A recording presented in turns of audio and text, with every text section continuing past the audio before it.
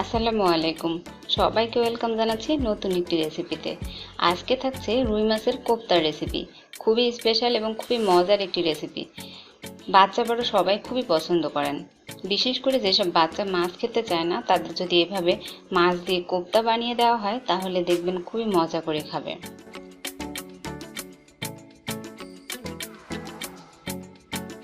আজকের এই কোপ্তা বানানোর জন্য আমি এখানে 3 পিস রুই মাছ লবণ হলুদ মরিচ মাখিয়ে হালকা করে ভেজে নিয়েছি। আপনি চাইলে কিন্তু সিদ্ধ করেও নিতে পারেন। মাছগুলো আমি ভালোভাবে কাঁটা ছড়িয়ে নেব। আর কাঁটা ছড়ানোর কাজটা অবশ্যই খুবই সাবধানতার সাথে করতে হবে। আমি এভাবে সবগুলো মাছের কাঁটা ছড়িয়ে নিয়েছি। আমি এবার এই বেছে নেওয়া মাছগুলো একটি বাটিতে নিয়ে নিচ্ছি।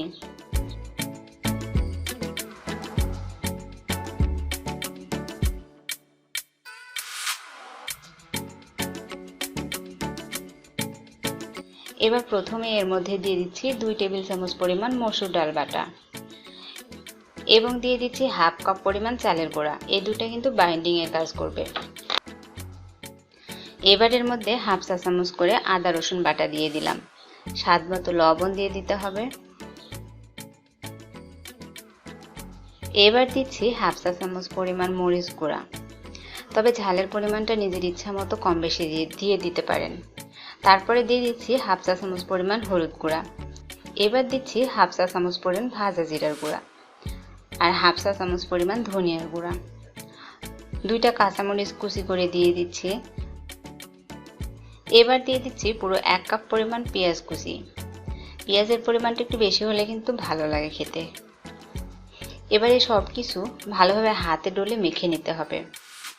তবে এই ক্ষেত্রে যদি আপনার মনে হয় যে বাইন্ডিং হচ্ছে না, তাহলে হালকা করে আপনি পানিও দিয়ে নিতে পারেন। তবে যদি সব কিছুর পরিমাণটা ঠিক থাকে তাহলে কিন্তু ভালোভাবে বাইন্ডিং হবে।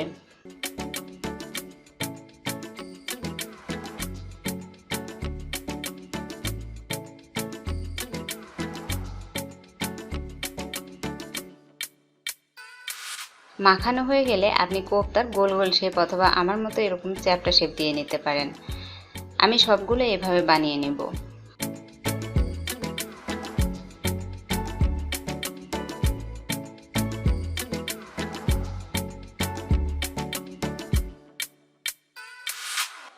এবার একটি প্যানে আমি প্রয়োজন মতো তেল দিয়ে দিচ্ছি।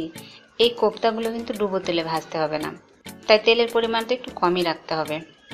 তেল গরম হয়ে আসলে এক এক করে কোফতাগুলো দিয়ে দিতে হবে।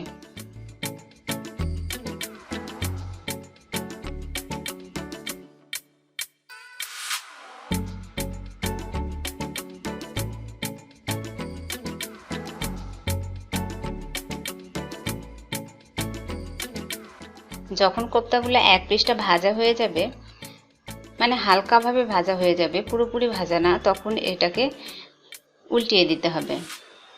দেখতে পাচ্ছেন যে হালকা বাদামি হয়ে এসেছে। এই পর্যায়ে আমি উল্টিয়ে দিচ্ছি। তারপর এগুলোকে গোল্ডেন ব্রাউন করে ভেজে নিতে হবে।